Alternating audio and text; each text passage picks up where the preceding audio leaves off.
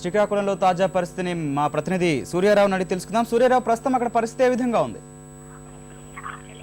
గౌతమ్, శ్రీకాకుళం జిల్లాలో 3 రోజులుగా భారీ వర్షాలు కురుస్తున్నాయి. ఎడతెరపు లేకుండా కురుస్తున్న వర్షాలతో జనజీవనం తీవ్ర అంతరాయం ఏర్పడింది. పల్ల ప్రాంతాలు జలమయమయ్యి, రహదారులు అలాగే లోతట్టు ప్రాంతాలు ముంపులకు గురయ్యి నాగావళి తీరం వెంబడి 43 గ్రామాలు ఉన్నాయి, నదీ ప్రవాహ గ్రామాలు. ఇప్పుడు ఈ గ్రామాలకు ముంపు ప్రమాదం ఏర్పడింది. వర్షాకాలంలో ఇప్పుడు కూడా ఈ ప్రమాదం పొంచి ఉంటూనే ఉంటుంది. ఈ ఏడాది కూడా అదే పరిస్థితి పునరావృతమైంది. మొత్తం ఈ 43 గ్రామాల ప్రజలను జిల్లా యంత్రాంగం అప్రమత్తం చేసింది.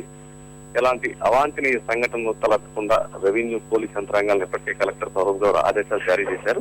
ఇప్పుడు నాగావళి, శ్రీకాకుళం పాతవంతెన వద్ద నాగావళి 67,000 క్యూసెక్ల ప్రవాహం ఉంది. 70,000 క్యూసెక్ల ప్రవాహం వస్తే మోస ప్రమాదంగా హెచ్చరిక జారీ చేస్తారు.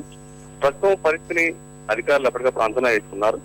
అలాగే మడ్డవలస రిజర్వాయర్ ప్రాజెక్టు కూడా ఇక్కడ వేగావతి పౌర్ణముఖి నదుల నుంచి ఇన్ఫ్లో ఎక్కువ ఉండడంతో 44,000 క్యూసెక్ల ప్రవాహం ఇక్కడ ఉంది.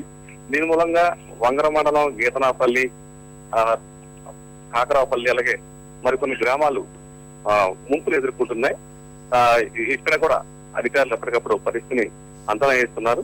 అయితే అలాగే ఆంధ్రవలస మండలంలో గోడ కూలి ఒక మహిళ మృతి చెందింది. వేలాది ఎకరాల్లో పాలకొండ, ఆమ్దాల వలస, బూర్జ, సరబుజ్జిలి మొత్తం ఈ మండలాల్లో వేలాది ఎకరాల్లో పంట నీట మునిగింది.